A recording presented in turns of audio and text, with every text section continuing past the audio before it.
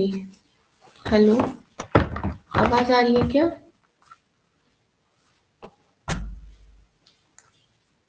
Hello, आवाज नहीं आ। Okay okay, ठीक है, एक सेकंड रुक जाओ बस।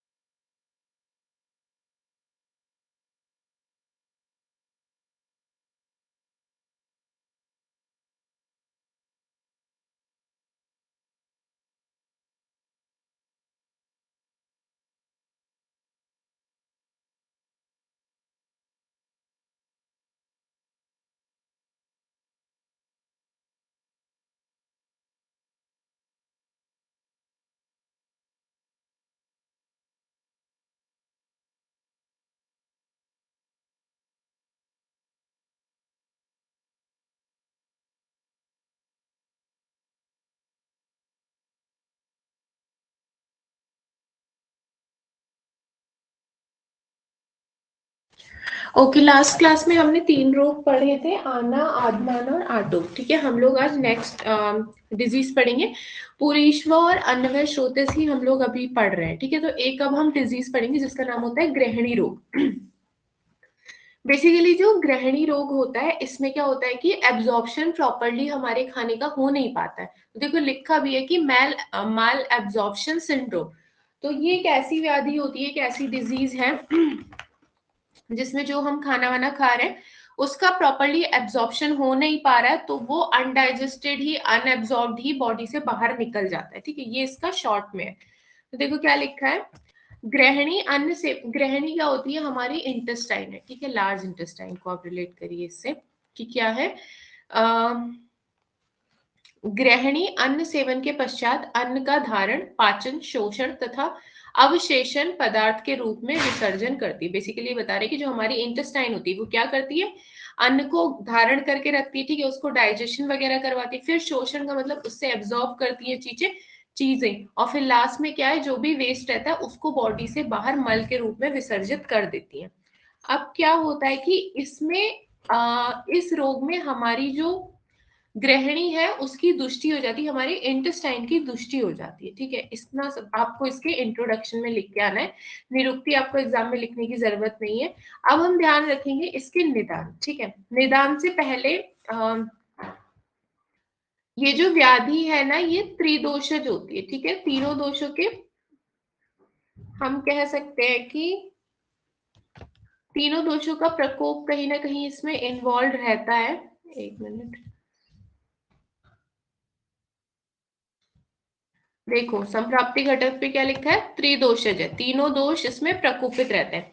अब देखो मैं बताऊं कि जब हमको ना निदान लिखने होते हैं तो हर व्याधि के अपने भेद रहते हैं, वातज है, पित्तज है, कफज है। तो हमको निदानों के अंदर कैटेगरी बनाने की जरूरत नहीं है। मान लो कोई डिजीज है, वो 20 नंबर में आ गई है, तो आप अलग अलग हेडिंग डालिए कि निदान के लिए भी, वातज निदान भी आप बता रहे, पित्तज भी बता रहे, कफज भी बता रहे। उसके अलावा फिर उसके अंदर भी हर एक के अंदर 3 3 4 4 चीजें कि आहारज, विहारज, मानसिक और कालज। ठीक है, ऐसे करें। लेकिन ये आपको जनरली कभी जरूरत पड़ेगी नहीं, आपको हमेशा निदान हेडिंग डालनी है और उसके अंदर जो कुछ भी उसके प्रकोपक होते हैं, मतलब जो कुछ भी उसको इंक्रीज करने वाले होंगे, वो सारी चीजें हमें निदान के अंदर लिख देनी होती है। निदान की कभी भी कैटेगरी नहीं बनाएंगे हम लोग कि वातज है, पित्तज है या कफज है। जब आपको कुछ याद ही नहीं आ रहा है डिजीज के बारे में, बस पेज भरने की बात आ रही है, तब आप लोग इस लास्ट स्टेप पे जाइएगा, वरना अदरवाइज ये चीज मत करिएगा।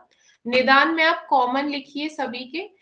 लक्षण जब लिखते हैं तो लक्षण में जरूर हम लोग वातज, पित्तज और कफज तीनों के अलग अलग लक्षण हमको जरूरी शो करने होते हैं वहां पे। ठीक है, वहां पे सामान्य लक्षण की कोई जरूरत नहीं है, सीधे आप लोग विशिष्ट लक्षण हेडिंग डालेंगे और वातज डालेंगे, फिर पित्तज डालेंगे, फिर कफज, फिर सन्निपातज, इस तरीके से आप लिखेंगे। ठीक है, तो अब सबसे पहले बात होती है, हमने देखा कि ग्रहणी क्या है, एक तरीके का इंटेस्टाइन का डिसऑर्डर है जिसमें प्रॉपरली फूड का एब्जॉर्प्शन नहीं हो पाता, ये हमारा ग्रहणी रोग है। ठीक है, अब इसके निदान क्या होते हैं, तो इसके निदान में हमेशा 4 चीजों की हेडिंग डालनी है, आहारज, विहारज, मानसिक और कालज। ठीक है, अब ये जो ग्रहणी रोग होता है ना, ये त्रिदोषों के प्रकोप से होता है। तो लिख लीजिए, जो हम निदान के अंदर सब लिख के आएंगे त्रिदोषज प्रकोप का लिख के आएंगे। जैसे मैं बताऊं तो भोजन का सेवन ना करना, तो अब भोजन का सेवन नहीं कर रहे मतलब हमारा उपवास चल रहा है, लंघन चल रहा है, तो कहीं ना कहीं वात का प्रकोप, ठीक है। अजीर्ण होने पर भी भोजन करना, यहाँ पे देखो हमारा पहले ही डाइजेशन नहीं हो रहा है फिर भी हम भोजन करे जा रहे हैं, तो हम कहीं ना कहीं अपनी जठराग्नि को खत्म कर रहे हैं, तो सॉर्ट ऑफ कफज इसको निदान में हम मान सकते हैं, ठीक है। अब एक चीज आती है विषमाशन हम कर रहे हैं। विषमाशन का मतलब होता है कि जितना हमें चाहिए उससे ज्यादा खा ले रहे हैं या उससे कम खा रहे हैं, जिस टाइम पे खाना चाहिए उस टाइम पे नहीं खा रहे हैं, इस तरीके का जो आहार हम कर रहे हैं तो वो विषमासन। चलिए ये सब मत ध्यान रखिए, मेन मैं आपको बताऊं निदान में आप शॉर्ट में लिख लीजिए कि गृहिणी के निदान में आपको त्रिदोषज निदान लिखना है, मतलब आप कुछ वात प्रकोपक लिखाइए, जैसे आप आहारज निदान हेडिंग डालेंगे इसके निदान में, तो दो आप ऐसे लिखाइए आहारज निदान में जो वात को बढ़ा रहा है, दो आप कफ को बढ़ाने वाले लिखाइए और दो आप पित्त को बढ़ाने वाले लिखाइए, तो इससे क्या है आहारज निदान के अंदर ही 6 चीजें आप लिखाएंगे। ऐसे ही आप विहारज में भी दो कफ को बढ़ाने वाली, दो पित्त और दो वात को, और ऐसे ही हमको सेम मानसिक और कालज में भी करना है। अब देखो यहाँ क्या है, जैसे मेन है गुरु शीतल अत्यंत रूक्ष दूषित आहार का सेवन। अब गुरु क्या है, कफ बढ़ाने वाला है, शीतल है वात भी बढ़ेगा कफ भी बढ़ेगा, रूक्ष है वात बढ़ा रहा है, ठीक है। विरेचन वमन तथा स्नेह पान का विभ्रम हो जाना, ये कोई भी जो पंचकर्म वगैरह रहता है ना इसका अगर प्रॉपर्ली ना हो तो वातज प्रकोप जनरली देखने के लिए मिलता है, तो ये वमन विरेचन का विभ्रम हो जाना मतलब वात का कहीं ना कहीं अब यहाँ पे दूषित हो गया वहां। रोग जन्य कृशता, देश काल ऋतु की विषमता, वेग धारण, तो इसमें बहुत सारी चीजें हैं, आपको मेन ये है कि इसके अंदर आप त्रिदोषज आहार विहार लिख के आ जाइएगा। जैसे देखो अब यहाँ पे वातज ग्रहणी के निदान, तो कटुतिक कषाय, रसयुक्त द्रव्यों का सेवन, अति रुक्ष अति शीतल, ठीक है, वेग धारण, अति मैथुन, अनशन तथा अधिक मार्ग गमन, ये सब नॉर्मली वात इंक्रीजिंग है, ऐसी पित्त के लिए भी होगा और ऐसी कफ के लिए भी होगा। तो आपको ग्रहणी रोग के निदान की हेडिंग डालनी है, उस निदान के अंदर आप 4 कॉलम बनाएंगे, आहारज विहारज मानसिक और कालज, और इन चारों के अंदर त्रिदोष प्रकोप आप लिख के आएंगे। सिर्फ बात बात का नहीं लिखेंगे, सिर्फ पित्त या कफ का अकेला नहीं लिखेंगे, तीनों को बढ़ाने के लिए आप इसके अंदर लिख के आएंगे। समझ आ रहा है क्या मैं क्या बता रही हूँ? हेलो। Yes ma'am. ओके।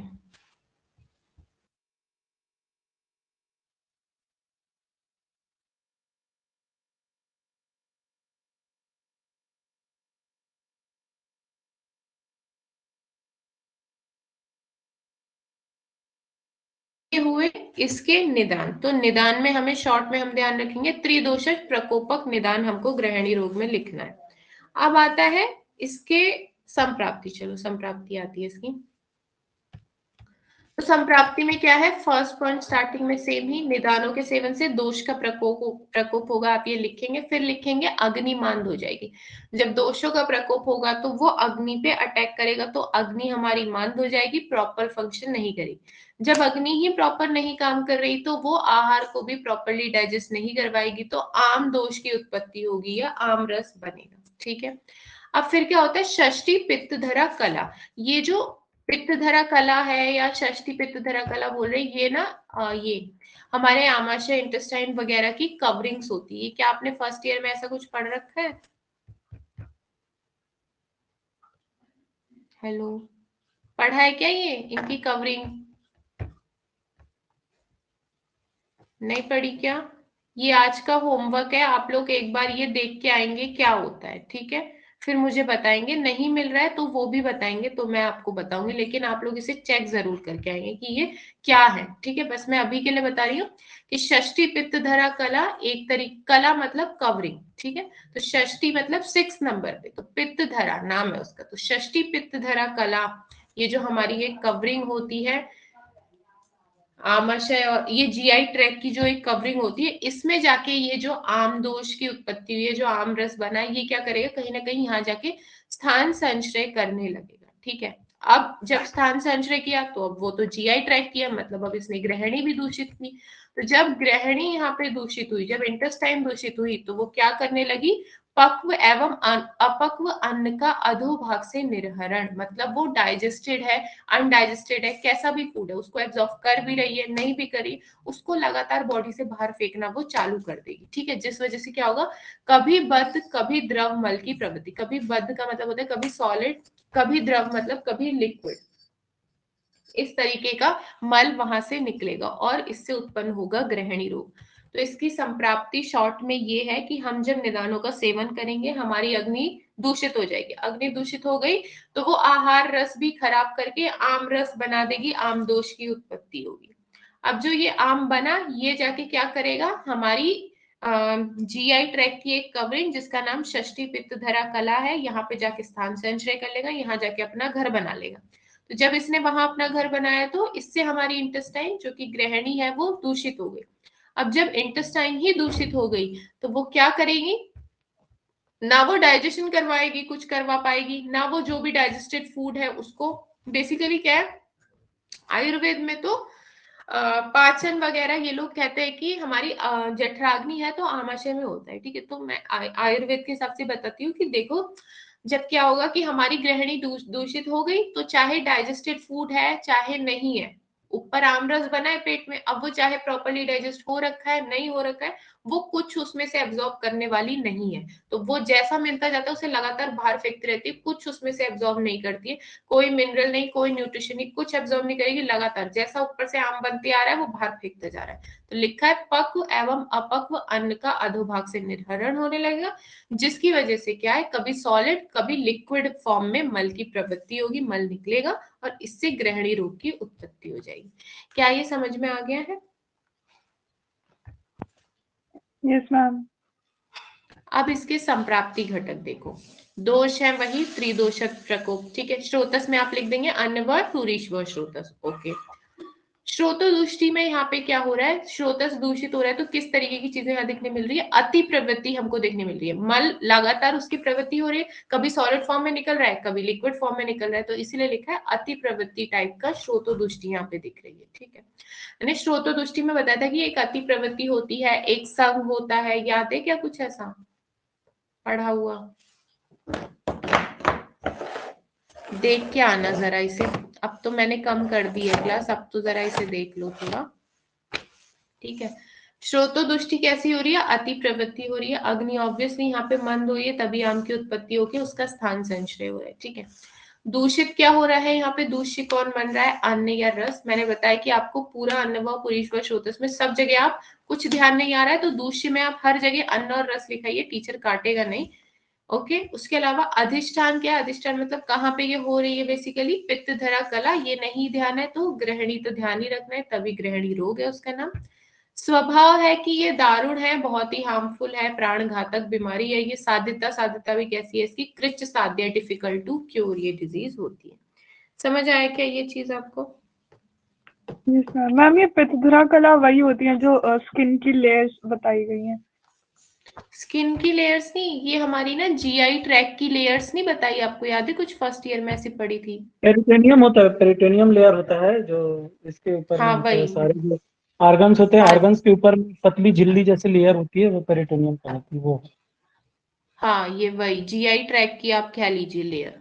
ठीक है, उसी में जाके ये आम हमारा बैठ जाएगा और ये आम फिर दूषित कर देगा इंटेस्टाइन को ही, और फिर वो एब्जॉर्प्शन नहीं कर पाएगी और जैसा मिल रहा है उसको खाना लगातार बाहर फेंकती जाएगी बिना कुछ भी एब्जॉर्ब किए। ठीक है क्या? ये नहीं, ग्रहणी मीन्स ड्यूोडेनम हुआ ना, हाँ पक्वाशय और हाँ, अग्नाशय के बीच में जो बोल रहा है, तो पेनक्रियास हम्म, और स्टमक के बीच में जो होता है वो ड्यूोडेनम हुआ ना। हाँ हाँ, पक्वाशय मतलब लार्ज इंटेस्टाइन, लेकिन यहाँ पे क्या है जैसे हम मॉडर्न में क्या मानते हैं कि पेट में कोई ज्यादा डाइजेशन नहीं होता है, मेन डाइजेशन स्मॉल इंटेस्टाइन में होता है और लार्ज इंटेस्टाइन में वहां पे एब्जॉर्प्शन मानते हैं, लेकिन ये लोग क्या कह रहे हैं कि ये जो ग्रहणी है भले ही ये स्मॉल इंटेस्टाइन का पार्ट है, तो इन्होंने आयुर्वेद का थोड़ा कॉन्सेप्ट इनका अलग चलता है, मॉडर्न का थोड़ा अलग चलता है, बट हाँ अगर मॉडर्न से रिलेट करेंगे तो स्मॉल इंटेस्टाइन का पार्ट मानेंगे, वैसे आप सिर्फ इंटेस्टाइन है ऐसा ध्यान रख लीजिए वरना फिर कंफ्यूजन होगा। ठीक है, ओके, तो ये इसकी संप्राप्ति और इसका संप्राप्ति घटक रहता है। निदान का सेवन करेंगे, अग्नि हमारी खत्म हो जाएगी, आम उत्पन्न करेगी, वो आम क्या करेगा जाके हमारे पित्त धरा कला में जाके स्थान संचय कर लेगा, स्थान संचय करते ही वो हमारी गृहिणी को दूषित कर देगा। जब इंटेस्टाइन ही दूषित तो वो एब्जॉर्प्शन नहीं कर पाएगी, तो जैसा भी पक्व है चाहे अपक्व आहार है उसको लगातार बॉडी से बाहर फेंकने का काम करेगी, जिसकी वजह से कभी सॉलिड तो कभी लिक्विड मल की प्रवृत्ति होती है, और इसी चीज को गृहिणी रोग कहते हैं। ओके, अब इसके अलावा अब इसकी बात आती है लक्षण की। तो देखो पहले तो इसके भेद कितने होते हैं, तो इसके 6 भेद बता रखे हैं। वातज, पित्तज, कफज, सन्निपातज, संग्राही और घंटी यंत्र, ऐसे करके। 1 मिनट। माधव के अनुसार हम देखते हैं चरक और सुश्रुत तो क्या ही, चलिए माधव के अनुसार हम ध्यान रखेंगे वातज, पित्तज, कफज, सन्निपातज और संग्राही और घंटी यंत्र। तो ये 6 तरीके की गृहिणी रोग हमको बता रखे हैं।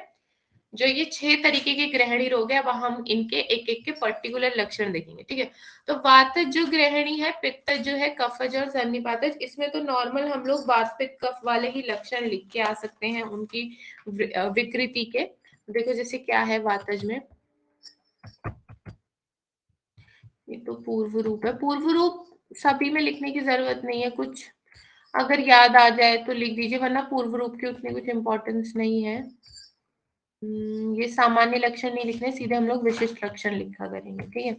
देखिए वातज में क्या है, मेन पेन वगैरह है, ठीक है। तो क्या है यहाँ पे, ग्रहण किए हुए अन्न का कष्ट पूर्वक पाक होना, कष्ट पूर्वक से रिलेट करना है पेन, ठीक है। बहुत ही डिफिकल्ट होता है, पेन होता है, तो ये एक वातज गृहिणी का लक्षण। दूसरा क्या है, अन्न का अम्ल पाक, ठीक है। एसिडिक सिक्रीशंस वगैरह ज्यादा बढ़ जाएंगी, ये तो मत ध्यान रखिए। बस एक याद ध्यान रखेंगे कि कष्ट पूर्वक पाक होगा, ठीक है। दूसरा ध्यान रखेंगे खरता होगी। हम कभी भी वात पित्त कफ पढ़ेंगे ना, तो हम ऐसे लक्षण याद करने की कोशिश करेंगे जिसको हम इजीली वात पित्त कफ से रिलेट कर पाए, ठीक है। अगर मैं आपको अभी याद करा दूं अन्न का अम्ल पाक, तो ये आप भूल जाएंगे कि अब पित्त में है, कफ में था या वातज में था, इस तरीके से आप भूल जाएंगे। लेकिन हम यहाँ पे वो लक्षण लेते हुए चलेंगे जो हमारे आगे भी काम आए, ठीक है। उसके अलावा तो हमें 3rd ईयर में दोबारा से पूरा ये चिकित्सा पढ़नी होती है चरक में, तो वहां पे डिटेल में पढ़ लेते हैं। वैसे भी चरक की चिकित्सा श्रेष्ठ मानते हैं, ठीक है। तो अभी मैं आपको सिर्फ वो बताऊंगी जो कि आप ध्यान रख पाए आपके एग्जाम पॉइंट ऑफ व्यू से भी। तो देखो यहाँ पे क्या है, एक तो हमें ध्यान रखना है कि कष्ट पूर्वक पाक होगा पेन से, ठीक है। खरता आएगी, ड्राइनेस आएगी, वात का लक्षण है। मुख और कंठ भी शोष होगा, इसमें सूख जाएगा। मुख कंठ शोष आपको ध्यान रखना है, ठीक है। ये चीज जो है मुख का सूख जाना, ये पित्त की वजह से भी हो जाता है कि गर्मी में भी हमारा मुंह वगैरह सूख जाता है, और वात भी क्या है, ड्राई कराने का काम करती है। तो इससे भी आप ध्यान रख सकते हैं कि मुख और कंठ का शोष मतलब सूख जाना। उसके अलावा क्षुधा और तृष्णा की अधिकता, अब ये इसलिए है क्योंकि वात का प्रकोप हो रहा है, तो कहीं ना कहीं शायद वो गृहिणी को भी तीव्र कर रही होगी, जिस वजह से क्या है, लगातार भूख प्यास बहुत ज्यादा बढ़ रही होगी। जैसे मोटे लोगों में क्या होता है कि उनकी बॉडी में वायु बहुत रहती है, अब वो वायु इतनी रहती है, वो आमाशय में रहती है, तो वो कहीं ना कहीं जठराग्नि को बढ़ाने का काम करती है। तो ऐसी यहाँ पे क्या है, जब वात का प्रकोप हुआ तो ये वात पेट में ही रह के क्षुधा और तृष्णा को बढ़ाने लगी, इसीलिए, ठीक है। उसके अलावा एक आप ये ध्यान रखेंगे, विसूचिका पेन वाला है तो यहाँ पे, ठीक है। फिर मुख विरसता भी आप ध्यान रखिए कि मुख में जो ऐसा टेस्टलेसनेस आती है ना, ये भी कफ की वात की वजह से हमको आती है। ओके, तो ये एक स्पेसिफिक है। हृत पीड़ा, चेस्ट पेन भी आप ध्यान रखिए, ठीक है। उसके अलावा गुदा में कर्तन वत पीड़ा, मतलब वही कर्तन वत मतलब होता है कटिंग पेन। अलग अलग तरीके की पेन होता है, टेयरिंग है, फाड़ने की सी पीड़ा, सुई चुभने की सी पीड़ा, तो ऐसी ये काटने की सी पीड़ा, ठीक है। तो गुदा में कैसा पीड़ा होगी, काटने की सी, जिसे कर्तनवत पीड़ा कहते हैं। उसके अलावा यही कुछ आप ध्यान रखिए। देखो ये लिखा है कि भोजन के पच जाने पर तथा भोजन काल में आधमान होना। भोजन के पच जाने पर, बेसिकली आपको भोजन के पच जाने पर ध्यान रखना है, क्योंकि कभी भी खाना डाइजेस्ट हो जाएगा तो लास्ट में दोष जो प्रकोप होता है वो वात होता है। तो जैसे, और ऑब्वियसली ये तो वातज गृहिणी है, तो जब जिस टाइम पे बॉडी में ज्यादा वात रहेगा तो उस टाइम पे ये ज्यादा असर दिखाएगी। तो भोजन के पच जाने पर आप ध्यान रखिएगा, पाचन काल में मत ध्यान रखिए, कंफ्यूज हो जाएंगे। उसके अलावा बस आप इतने 4-5 इसके लक्षण ध्यान रखेंगे। क्या क्या, एक तो ये कि ग्रहण किया जो भी हमने अन्न खाया उसका कष्ट पूर्वक पाक होगा। दूसरा, खरता आ जाएगी बॉडी में, खर हो जाएंगे हमारे सारे अंग, ठीक है, ड्राई हो जाएंगे। मुख और कंठ में हमारे शोष होगा, सूख जाएगा मुंह और गला। क्षुधा और तृष्णा की भी अधिकता हो जाएगी, भूख प्यास बढ़ जाएगी। विसूचिका होगी, पेट दर्द होने लगेगा। मुख से हमारे टेस्ट चला जाएगा, टेस्टलेसनेस भी जिसको कहते हैं, बिटर टेस्ट ऑफ माउथ लिखा हुआ है। हृदय पीड़ा, चेस्ट पेन होने लगेगा, ठीक है। गुदा में भी काटने की सी पीड़ा होने लगेगी, कटिंग पेन इन एनस। उसके अलावा भोजन पच जाने के बाद ये इसका जो असर है वो ज्यादा बढ़ जाएगा। ये आपको कुछ इसके लक्षण ध्यान रखने, ठीक है। क्या समझ आ रहा है आपको ये?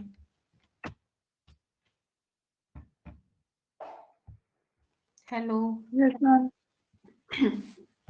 ठीक है, अब हम ध्यान रखेंगे पित्तज, ये जो पैत्तिक ग्रहणी है, अब इसमें क्या पित्त वाले लक्षण हम ध्यान रखेंगे। तो पीत वर्ण तो पित्त का ही होता है, तो रोगी का कैसा पीत वर्ण सा होने लगेगा, तो रोगी का पीताम्बर वर्ण का होना, येलोविश डिसकलरेशन ऑफ पेशेंट, पीत वर्ण उसका होने लगेगा। उसके अलावा क्या है कि ये नहीं ध्यान रखेंगे, एक ही ध्यान रखेंगे कि प्यू युक्त अम्ल उद्गार, मतलब खट्टी डकारे उस पेशेंट को आने लगेगी। खट्टी डकारों वाला कॉन्सेप्ट ध्यान रखिएगा कि खट्टी डकारें हमेशा पित्तज वाले में हमें लिख के आनी होती है, ठीक है। तो प्यू युक्त खट्टी डकारे, प्यू युक्त का मतलब आपको यहाँ प्यू मतलब आप यहाँ पे समझिए कि कुछ एसिडिक सी खट्टी डकार टाइप आ रही है उसको, ऐसा। उसके अलावा जलन महसूस होगी, ऑब्वियसली दाह तो है ही पित्त का लक्षण, तो हृदय और कंठ में दाह होगी। आप मुख में भी दाह लिखाइएगा, जो वहां पड़ा था, कोई गलत नहीं है। फिर अरुचि और तृष्णा भी यहाँ पे महसूस होगी, ठीक है। यहाँ पे भूख नहीं लग रही है, भूख यहाँ पे इसलिए नहीं लग रही है कि हम इसको ऐसे रिलेट कर पाएंगे कि अब जो ये आ, हमारी धातु क्या कहते हैं पित्त है, वो इस लेवल तक बढ़ गया है कि वो क्या है, उसने अब कहीं ना कहीं वो धातुओं का भक्षण करने लगेगा। उसके अलावा हम ये देख सकते हैं कि ऑलरेडी जब यहाँ पे आम की उत्पत्ति हो गई है, वो आम ही प्रॉपरली डाइजेस्ट नहीं करवा पा रहा है ये, तो इस वजह से भी हमको यहाँ पे अरुचि देखने मिल रही है। और तृष्णा इन्होंने इसलिए लिख दिया है कि अब अंदर बहुत जलन महसूस होगी तो प्यास लगेगी, बहुत गर्मी होगी तो प्यास लगेगी, ऐसे इन्होंने ऐसे यहाँ पे लिखा है। तो मेन हम ध्यान रखेंगे, अरुचि से आप कंफ्यूज होंगे तो अरुचि आप छोड़ ही दीजिएगा। ये अरुचि जनरली कफज वाले में रहता है, पित्त में कहीं कहीं एक्सेप्शन के केस में देखने के लिए मिलेगा, ठीक है। अब क्या है कि एक मिनट, ये जैसे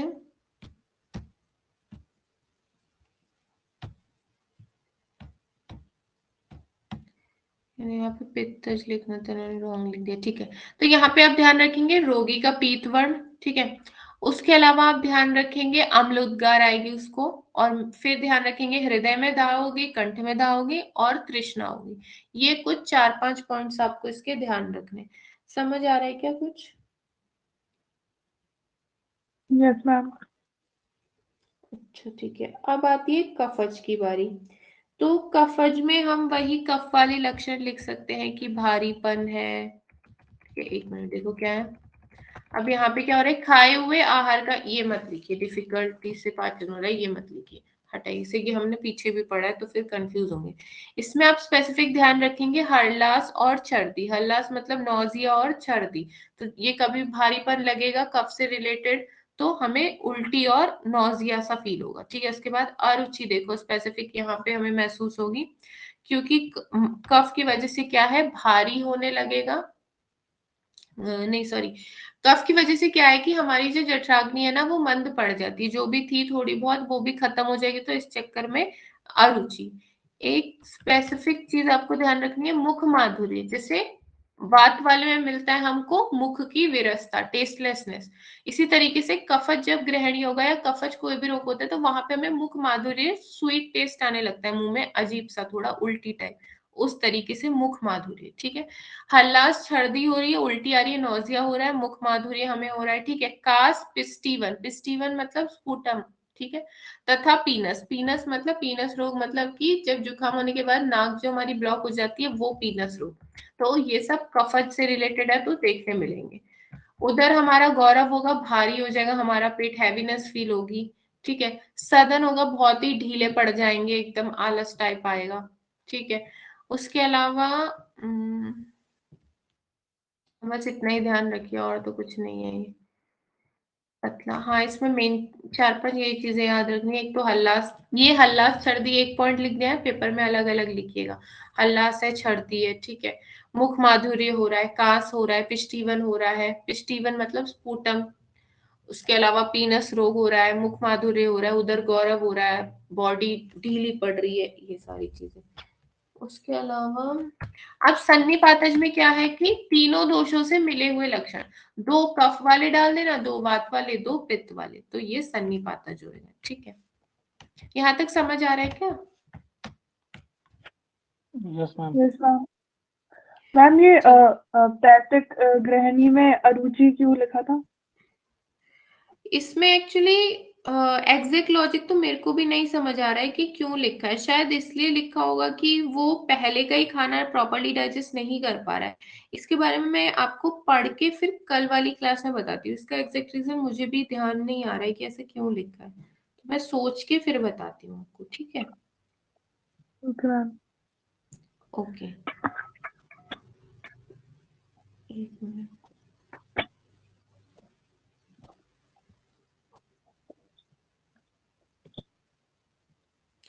अब हम पढ़ते हैं इसको। नेक्स्ट टाइप का गृहिणी जो है वो है संग्रह गृहिणी। क्या है यहाँ पे त्रिदोषज से रिलेट हम इसे कर सकते हैं कि गृहिणी का ही आगे वाला जो स्वरूप है, मतलब जो सन्निपातज गृहिणी होता है ना, सन्निपातज ही आगे चल के ये संग्रह गृहिणी का रूप ले लेता है। देखो यहाँ पे कहीं लिखा होगा ये, यहाँ कहीं लिखा होगा, एक मिनट।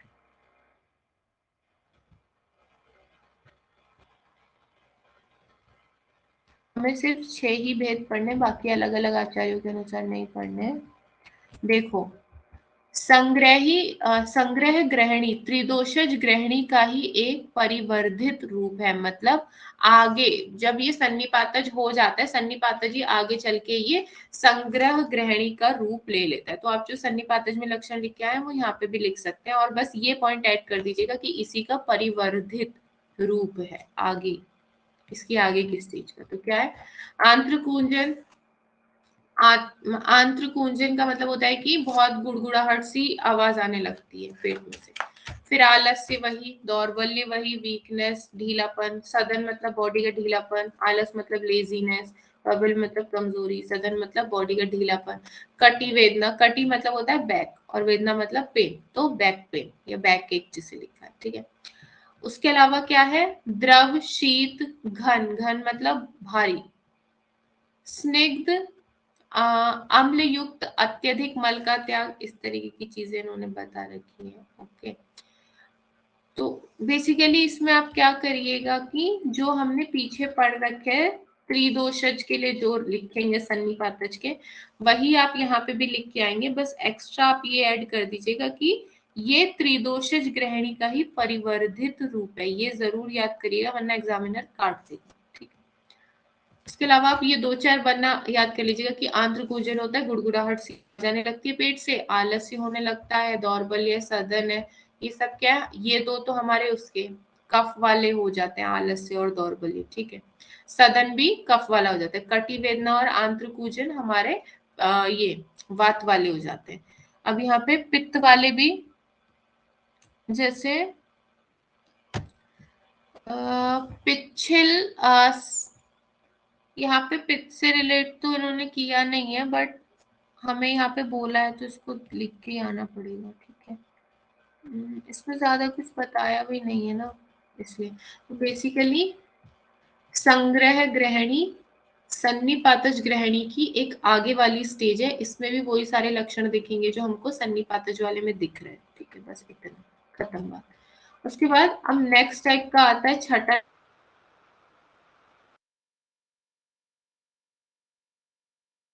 कोलाइटिस भी कहते हैं। यहाँ पे बेसिकली क्या है कि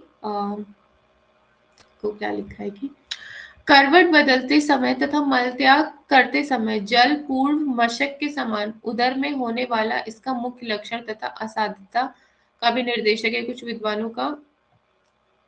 यहाँ पे बेसिकली आपको मेन ध्यान रखना है मेन जो यहाँ पे पीड़ा महसूस होगी पेशेंट को वो तब होगी जब वो लेटेगा साइड से होके, मतलब टेढ़ा होके जब वो लेटेगा ना, चेस्ट के मतलब साइड में होके लेटेगा जब वो, तो आप साइड में एक तो होता है कि बिल्कुल सीधे हम सो रहे हैं कि सर हमारा ऊपर है, और एक हम ऐसे उल्टा सो रहे हैं कि हमारा सर पूरा बेड के अंदर घुसा पड़ा रहता है, और एक हम लोग साइड में है तो लेफ्ट साइड को सोते हैं या राइट साइड को सोते हैं। तो वो वाली बात है कि अगर ये इस लेफ्ट साइड को या राइट साइड को सोएगा तो इसके पार्श्व में शूल होने लगेगा, या लेटेगा भी तो भी इसके चेस्ट में पेन इसको महसूस होने लगेगा। ठीक है, बहुत ज्यादा ये वीक हो जाएगा पेशेंट, और ये एकदम ही असाध्य भी होती है। ठीक है, इसमें ट्रीट ही नहीं कर पाते पेशेंट को। और ये जो त्रिदोषज है ये भी, जिसको संग्रह कह रहे हैं, संग्रह और त्रिदोषज भी सॉर्ट ऑफ कृच साध्य या असाध्य रहते हैं। वैसे बेसिकली ये जो पूरा ग्रहणी रोग है ना, ये खुद में ही कृच साध्य, बहुत ही डिफिकल्ट टू क्योर है। ठीक है,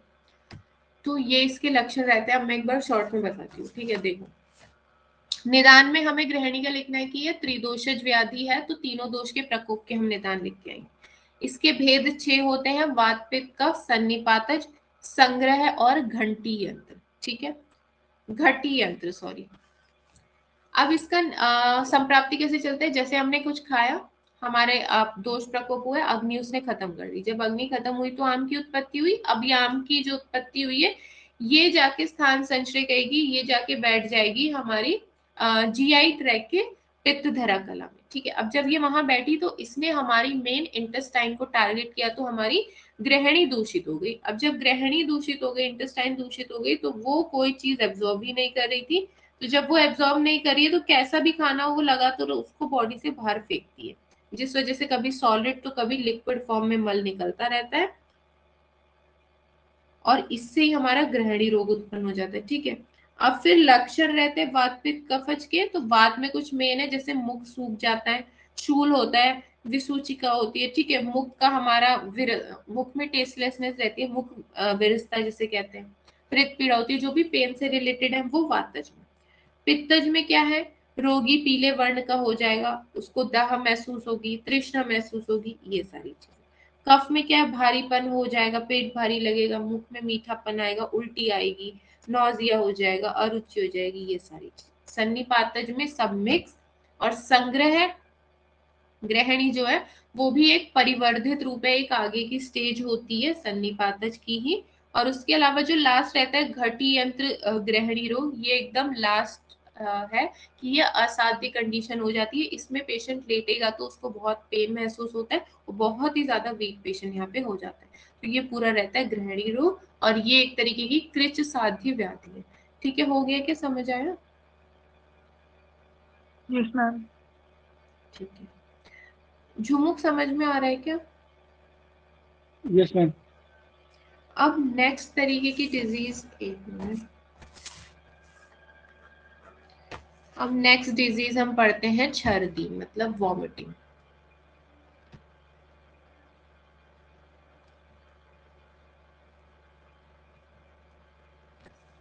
छर्दी, ठीक है।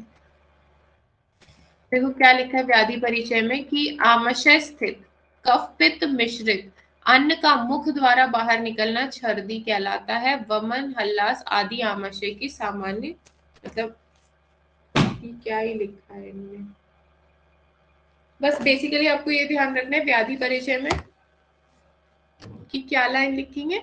जो कुछ भी हमारे आमाशय में कफ और पित्त होता है, जब वो अन्न के साथ मिक्स होके मुख मार्ग से बाहर निकलने लगे तो वो चीज छर्दी कहलाती है। ठीक है, उसके अलावा अब यहाँ पे ध्यान, बस इतना ही ध्यान रखना है। उसके अलावा अग्नि, यहाँ पे अब इसके निदान से हम स्टार्ट करेंगे।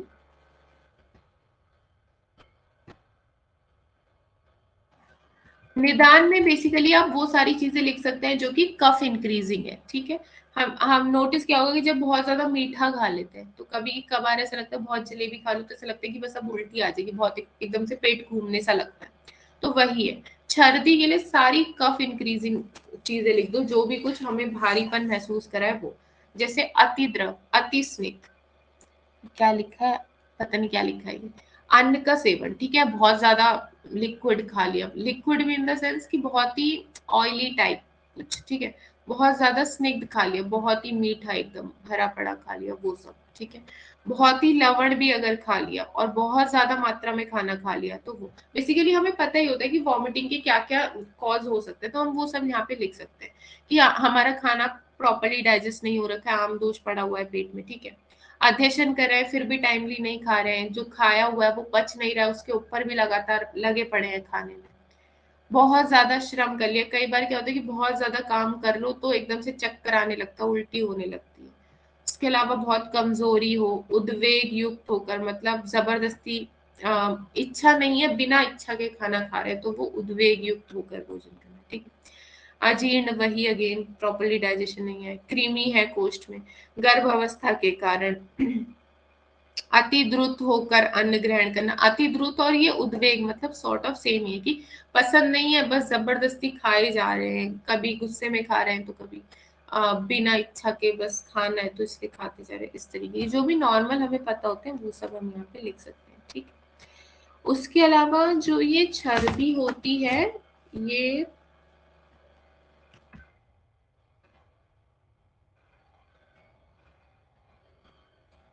अब इसकी अगर संप्राप्ति के लिए हम बात करें तो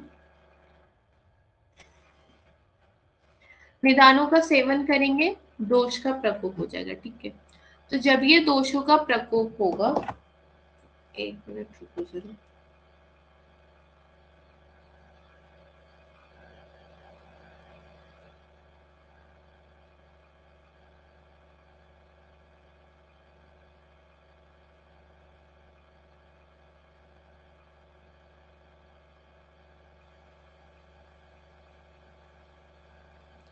ठीक है। तो हमने वही अगेन निदान का सेवन किया, दोष का प्रकोप हुआ। अब जब ये दोष बढ़े तो इन्होंने क्या किया, अग्नि को खत्म किया, अग्नि को खत्म करते ही आम की उत्पत्ति की।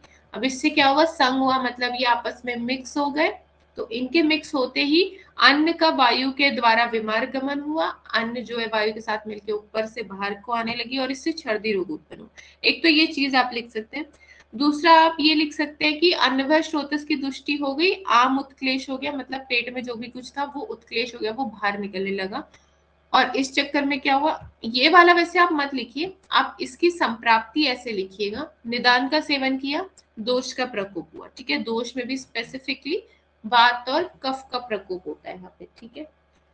जैसे ही इनका प्रकोप हुआ तो ये क्या करेंगे, अग्नि मंद कराएंगे। अग्नि जैसे ही हमारी मंद होती है तुरंत ये आमदोष की उत्पत्ति होती है। जैसे ही आमदोष हमारा बना, ये आपस में आमदोष क्या करेगा, वायु के साथ मिक्स होके, संग करके मिक्स होके तुरंत बॉडी से बाहर निकलेगा, बीमार गमन करेगा और इससे छर्दी रोग उत्पन्न होगा।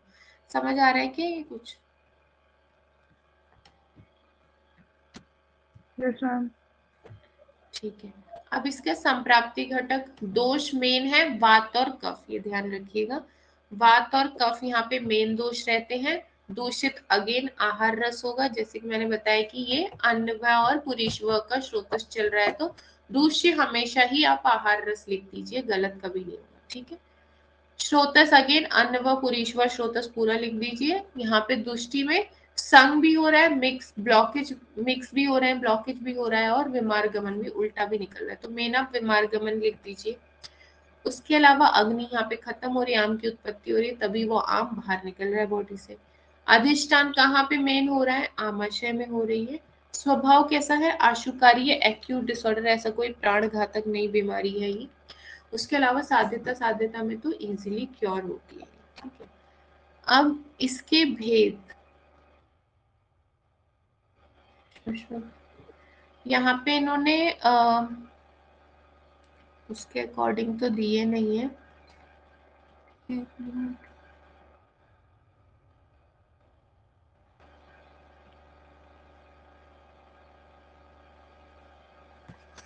इन्होंने यहाँ पे माधव जी के अकॉर्डिंग तो दिए नहीं है, तो हम चरक और सुश्रुत वाले ध्यान रख लेते हैं कि वातज, पित्तज, कफज, सन्निपातज, छर्दी, और ये क्या लिखा है, अच्छा द्वंदज संयोगज, मतलब द्वंदज भी मान रखा है और कुछ आगंतुज भी माना है, तो हम ध्यान रखेंगे वातज, पित्तज, कफज, सन्निपातज और द्वंदज, इतना हम ध्यान रखेंगे, ठीक है। अब एक एक करके हम इनके लक्षण पढ़ते हैं, सामान्य नहीं पढ़ेंगे, सीधे वातज से पढ़ेंगे। वातज में वही कि हृदय और पार्श्व में वेदना होने लगेगी उल्टी करते करते, मुख सूख जाएगा। उसके अलावा वमन में फेन आएगा। ये बहुत इंपॉर्टेंट है कि जब कभी भी झाग बन रहा है, उल्टी में झाग है, तो ये वात का लक्षण होता है, ये बहुत इंपॉर्टेंट है। काला रहेगा, पतला रहेगा, कसैला रहेगा वमन। उसके अलावा विच्छिन्न रहेगा, मतलब बिल्कुल ऐसे तार तार होके निकलेगा कि एकदम बहुत सारा निकल रहा है, टुकड़ों टुकड़ों में निकल रहा है। ये नहीं भी ध्यान रहेगा तो मेन ध्यान रखना है, फेन युक्त रहता है, झाग रहता है, काला रहेगा, पतला रहेगा और कसैला रहेगा। उसके अलावा अत्यधिक वेग के साथ वमन आएगा, बहुत ही फोर्सफुल वॉमिटिंग होगी। ठीक है, तो इसमें ध्यान रखना, एक तो पेन होगा, हृदय और पार्श्व में वेदना होगी, मुख सूख जाएगा। उसके अलावा फेन युक्त वमन होगा, काला वमन होगा, पतला और कसैला वमन होगा, बहुत ही कसैला सा स्वाद हो जाएगा, मुंह का गंदा एकदम, अत्यधिक वेग के साथ लगातार होती ही रहेगी उल्टी। ठीक है, अब बात आती है पित्तज की। ठीक है, तो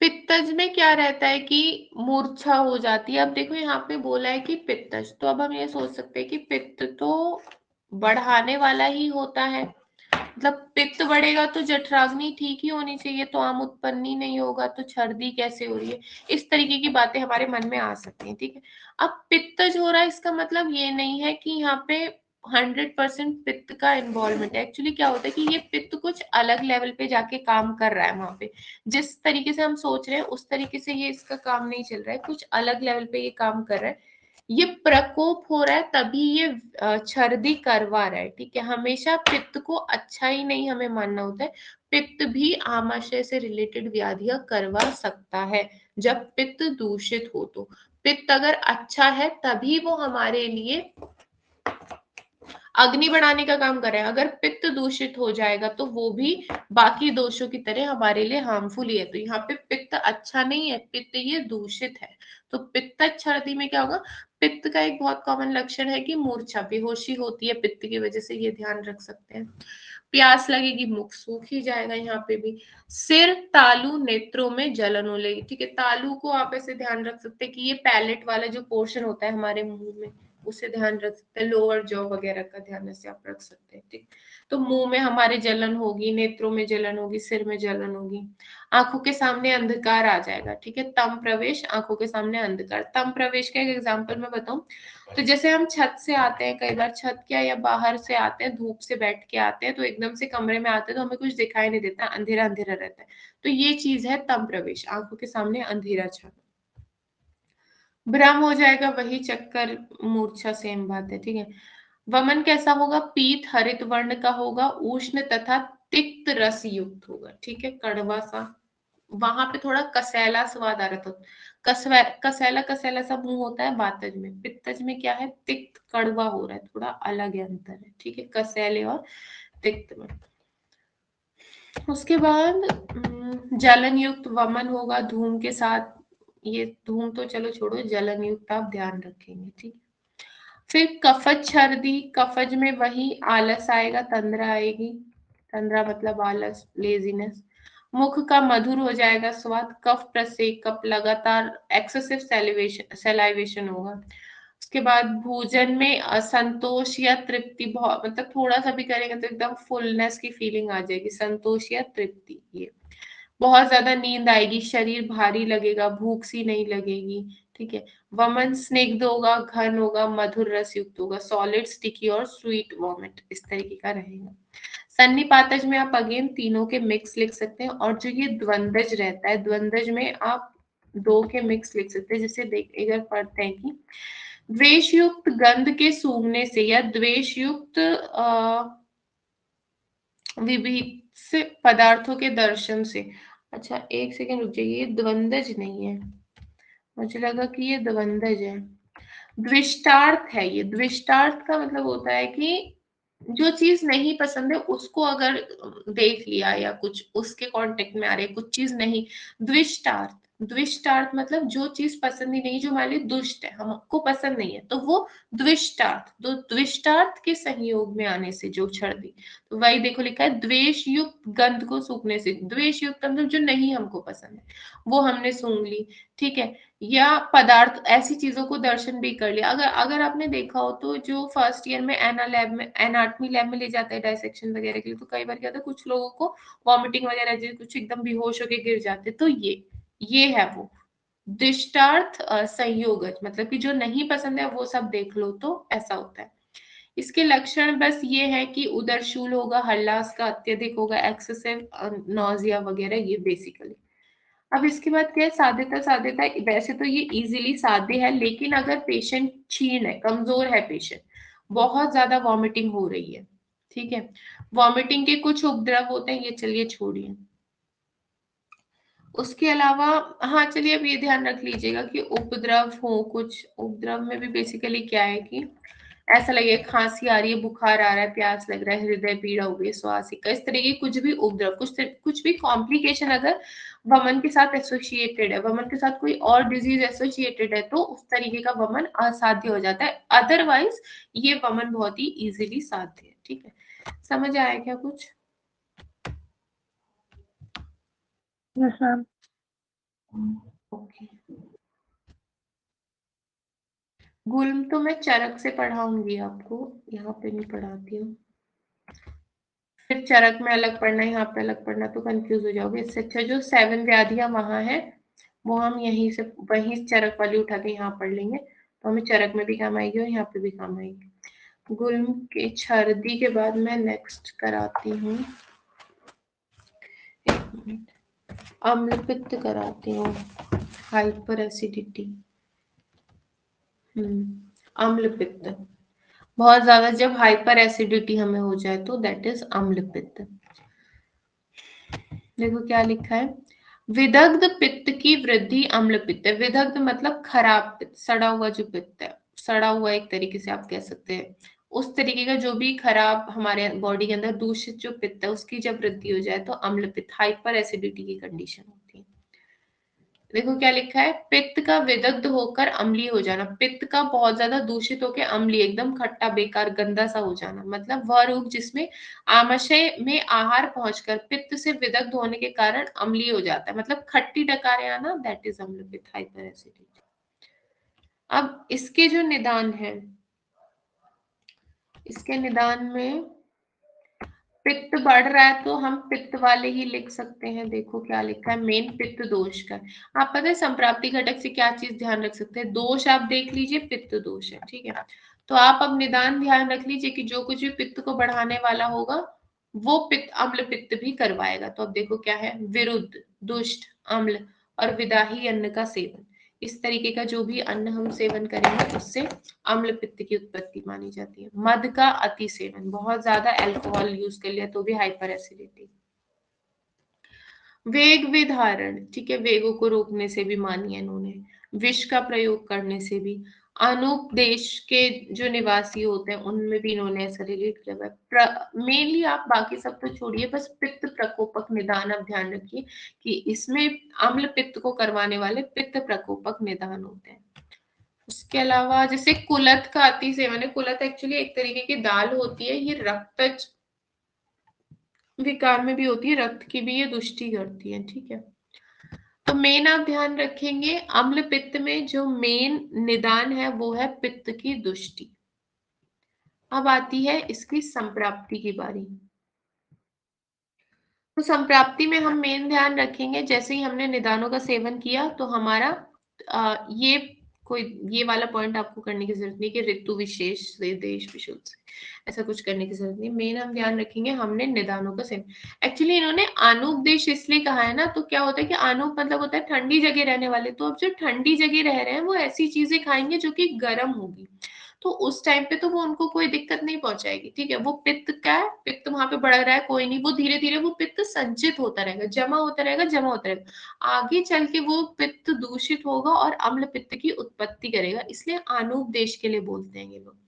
इसको आप मत ध्यान रखिए, सिर्फ ऐसे ध्यान रखिए कि जैसे ही हमने निदानों का सेवन करेंगे तो हमारे पित्त दोष का संचय होना चालू हो जाएगा, ठीक है, धीरे धीरे वो जमा होगा। तो जब ये धीरे धीरे जमा होता जा रहा है तो फिर इसकी वृद्धि होगी, एक टाइम पे बहुत इंक्रीज हो जाएगा और ये विदग्ध होने लगेगा, खराब होने लगेगा, दूषित होने लगेगा। और फिर क्या होगा, विदग्ध होने के कारण इसमें एक खट्टापन आ जाएगा, एक अम्लीय भाव इसमें आ जाएगा, और जिसकी वजह से क्या होगा, अम्ल उद्गार, खट्टी डकारें, इस तरीके के लक्षण हमें देखने के लिए मिलेंगे और इसी से अम्ल उत्पत्ति, अम्ल पित्त की उत्पत्ति होती है। तो निदानों के सेवन से पित्त का संचय होता है, वही पित्त जो जमा होते जा रहा है धीरे धीरे धीरे, थोड़े टाइम के बाद उसकी जब वृद्धि होगी तो उस वृद्धि के साथ वो खराब होने लगता है, वो विदग्ध होने लगता है, और यही क्या है, आगे जमा होता रहेगा, जमा होता रहेगा, और ये विदग्ध जो खराब हो जाता है जो पित्त, यही दूषित होके अम्ल, खट्टी डकारी, इस टाइप के लक्षण शो करवाने लगता है और इससे ही आगे चल के अम्ल पित्त नाम के रोग की उत्पत्ति होती है। समझ आए क्या ये? Yes ma'am. ठीक है, अब नेक्स्ट आता है, पूछना है क्या किसी को कुछ, झुमुक को? No ma'am. ओके, अब इसके संप्राप्ति घटक देखो, दोष मेन है पित्त, श्रोतस अनुभव पुरीश्व, दृष्टि कैसी हो रही है, विमार्गामी, मतलब पित्त बाहर निकल रहा है, मुख के थ्रू बाहर निकल रहा है, तो जहां उसका मार्ग है वहां से हटके विमार्गामी हो रहा है। स्वभाव कैसा है, आशुकारी है, एक्यूट है, कोई सीवियर डिसऑर्डर नहीं है। दूष्य वही हो रहा है, रस, आप सिर्फ रस लिख दीजिए, रक्त को स्पेसिफाई करने की कोई जरूरत नहीं, ठीक है। ये अन्न और पुरीश्व श्रोतस की व्याधि है तो अन्न रस यहाँ पे दूषित हो रहा है। अधिष्ठान आमाशय है, अग्नि यहाँ पे खत्म हो रही है हमारी, ठीक है, क्योंकि पित्त विदग्ध हो गया, पित्त खराब हो गया, तो वो अपना नॉर्मल फंक्शन नहीं परफॉर्म करवाएगा, साध्यता साध्यता में इजीली ये साध्य। अब इसके भेद कितने माने हैं, आचार्य माधव ने 3 भेद माने, वात कफ और वात कफ, ठीक है, वातज और कफज और वात कफ। एक्चुअली इसमें क्या है कि वातिक जो अम्ल पित्त है, इसमें क्या है, पित्त तो बेसिकली यहाँ रहेगा ही, ठीक है, पित्त प्लस वात के लक्षण यहाँ देखने के लिए मिलेंगे। कफ अधिक में क्या होगा, कफ पित्त तो है ही हमेशा से ही, कफ प्लस पित्त के कुछ लक्षण, और वात कफ जो रहेगा इसमें तीनों के ही लक्षण देखने मिलेंगे, जिसे अब हम देखते हैं एक एक करके।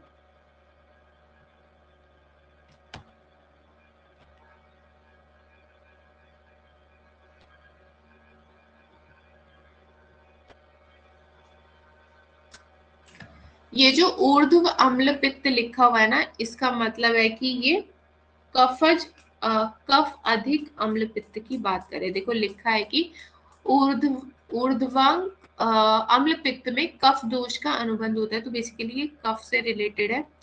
और यहाँ पे आचार्य अधोभाग के लिए बता रखा है वात अनुबंधी, चलो हम यही पढ़ते हैं, इन्होंने वात अनुबंधी, कफ अनुबंधी और वात कफ अनुबंधी दे ही रखा है नीचे, यही चलो करें इसको।